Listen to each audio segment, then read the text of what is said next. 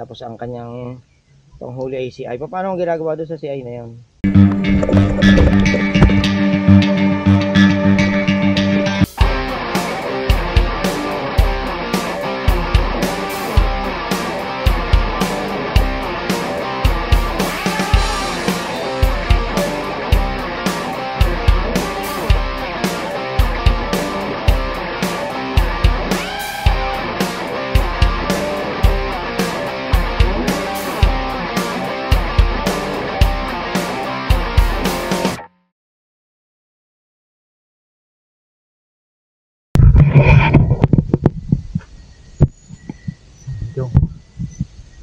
Taas na kami. Wala pa rin kami nakikita.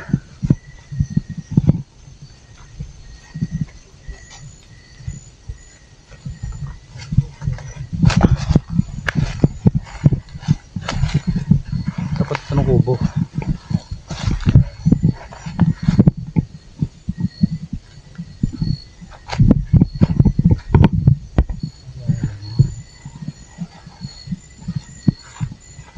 Parang may lumipad. Saan? Saan?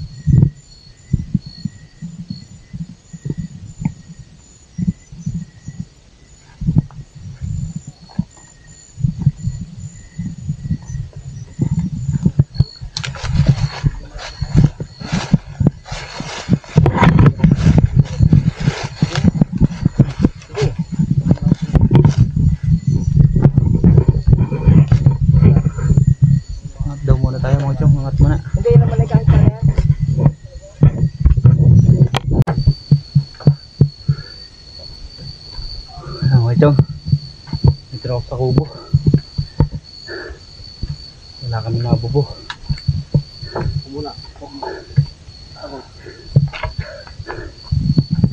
Walang nabubo mga chong.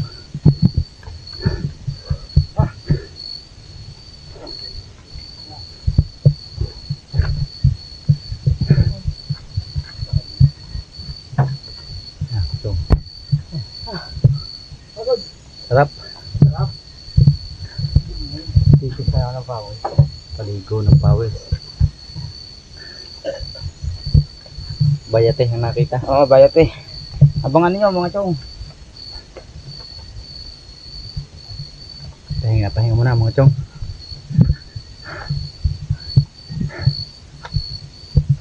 Jampol.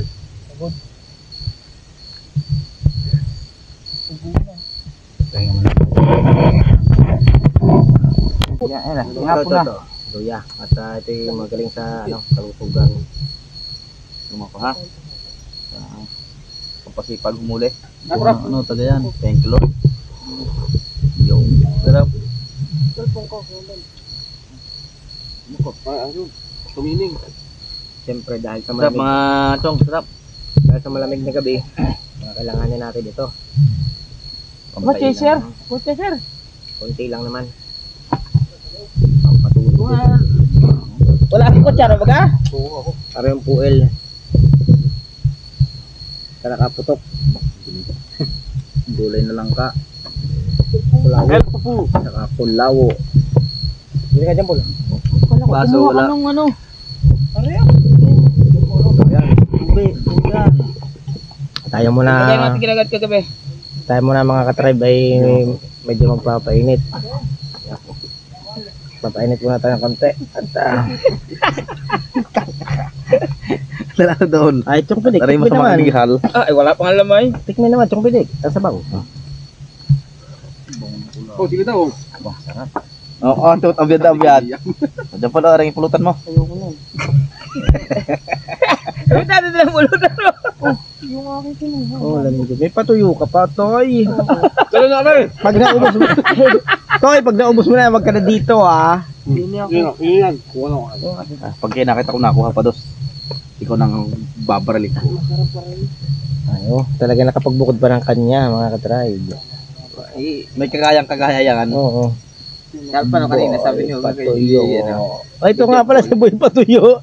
Sabi ni Hugang kanina kay Jampol, kumuha ka na at uubusan ka ng mga yon. Mas inuna yung kanyang bayaw. Siyempre bayaw ay. Baka may talang ko. Hindi mo nasunod. Muna Jampol. Doon mo na, sa maraming pulutan. Kasa isa lang siya doon, sa isang sulyaw. So ito mga re, ito yung aming paanghang na ginawa. Chili garlic oil. li. Ano mo? Sa akin mo. Chili li. Uy, nakisalo na lang din eh, hindi na mo problema. Sabi mo kayo. Iyo nga umpisa. James, ano? Ikaw ba ka? Lol. Talaga hindi natagay sa idol. Ang kagandahan pa ang cellphone ni Pips. Quick. Chong, palagay nga tubig. So, paano? Oo, galagay ang iba. Hanggang bukas sa uli, mga ka-tribe. Malaki yung aking ano.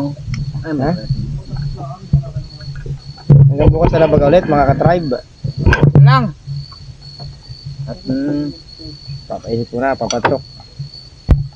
Okay, mga chong. dumikit pa kayong ating ano? Good night. Bukas na lang ulit tayong kita-kita. Hindi dumikit?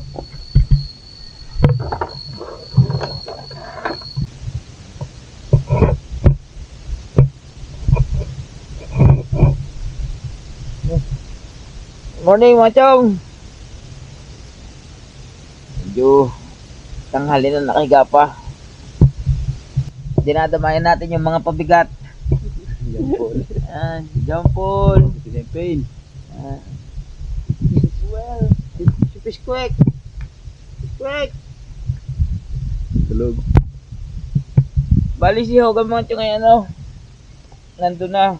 Nakabaril kahapon eh, kaya excited. Excited kaya bumalik agad doon sa spot na nakita niya ng mga labuyo. Marami siyang nakikita doon, kaya lang yung iba hindi pwedeng barilin kasi bawal. Mga endangered na yung iba. Meron dito mga baboy saka yung kalaw. Ang tawag dito doon sa kalaw ay taliktik. Philippine hornbill, hindi kami bumabaril. Bumabaril lang namin labuyo. Pasakali ang baboy, no? Baboy naman, di naman kakayanin ng aming dala. Luluto na ako dito, mga tiyong. Sarapan mo ha, yung kape, ayoko na masyado makape. Luluto na kami tiyong ng maalmusal. Ang ito, sinaing.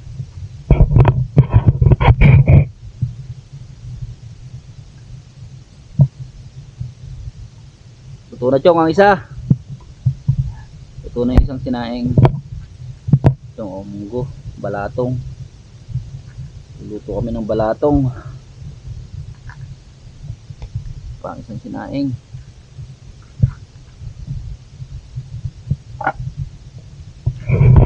Maigisa tiyong yung ano.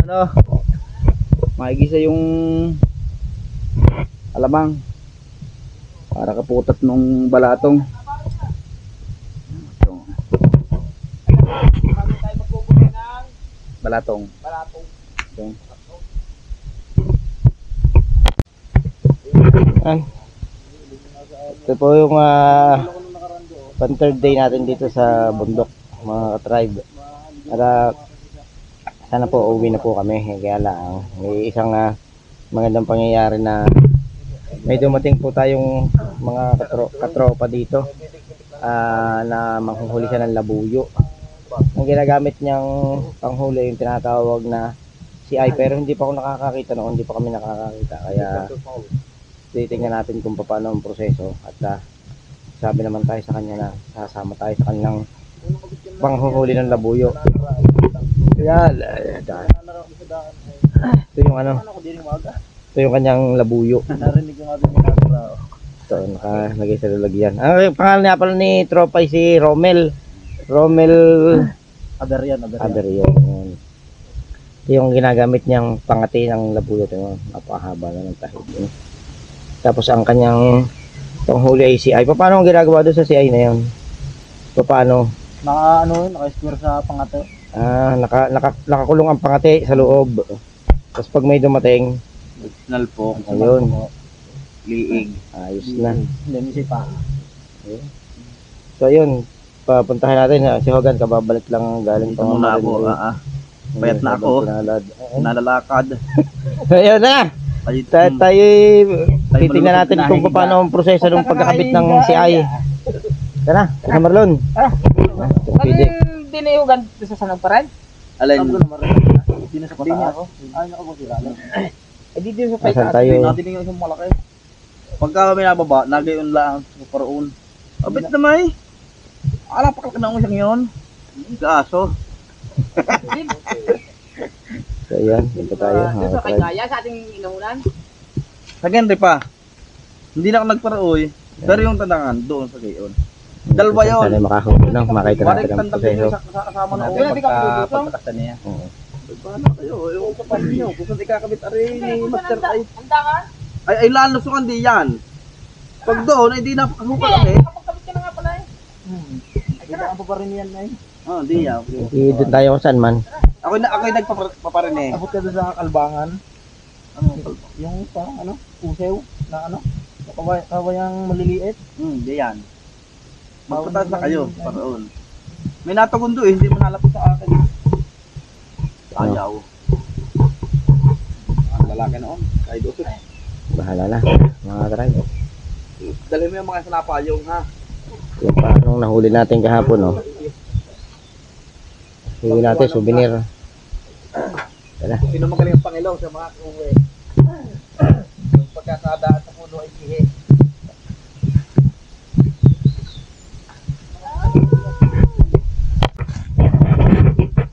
Ayun, dito tayo sa pwesto. Sa paglalagyan niya. Tignan natin kung paano.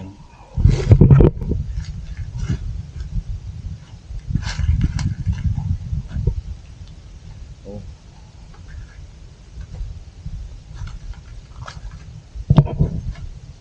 Kinakabit na. Kinakabit na si Ay.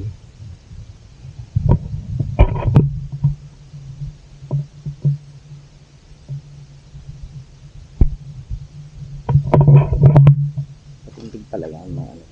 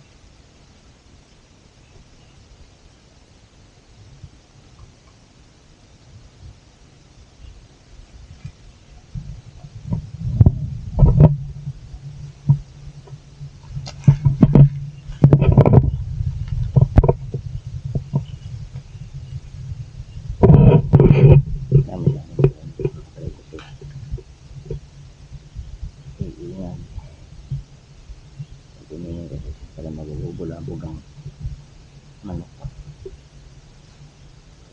Hindi tayo dapat maingay. Hindi natin siya masyadong masapit.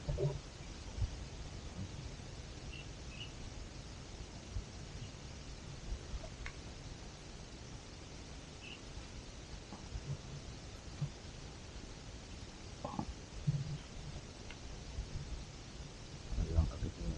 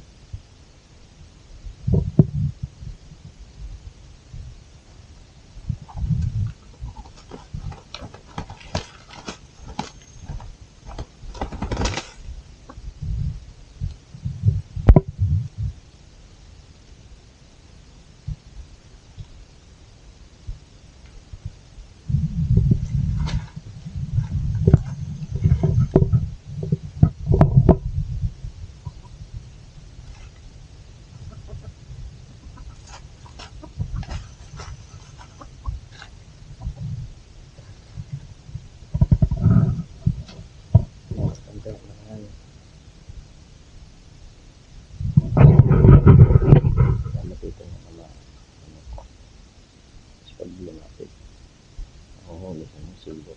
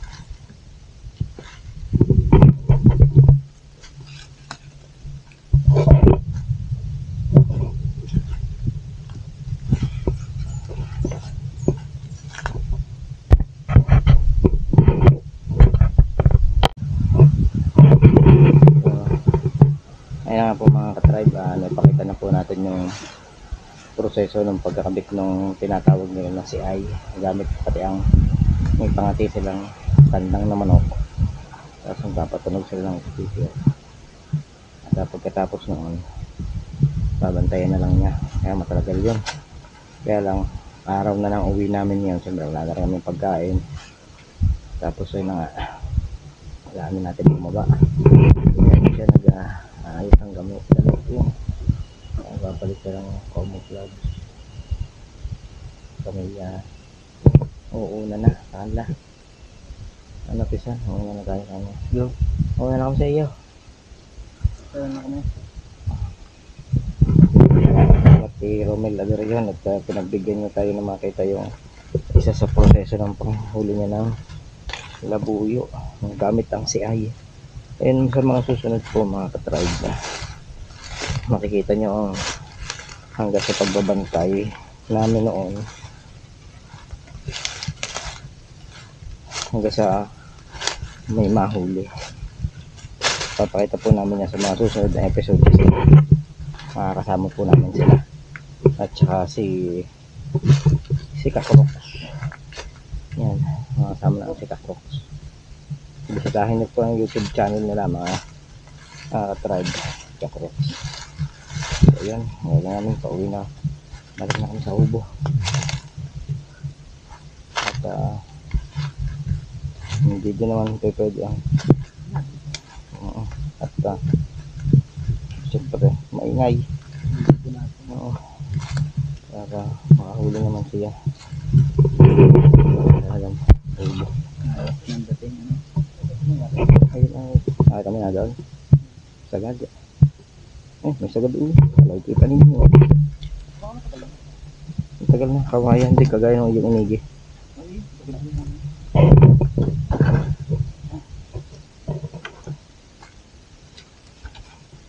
Kahapon na paahon niya, no? oo kahapon yan pang-apong abot tayo Maabutan natin ang pagpapandaw niya. pang-ahalampa ayun mga ka-tribe, bali gusto tayo maggayak at dito po matatapos yung ating 3 araw na pananatili dito sa bundok at siyempre medyo pinalad naman tayo kahit paano nakahuli tayo ng isang labuyo. Ayan, okay tayo na pong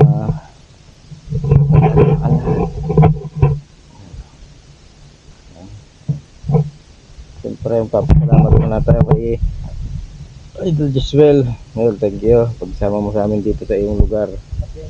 Napakaganda din wala na kaming ginawa din kundi kumain magmukbang yan. Mayroon pa din ng isang ogagin yan, Jampol ogagin. Agayak na nakapaglinis sa dinang lugar Hindi mo rin ano, pampatunog ng gamit mo.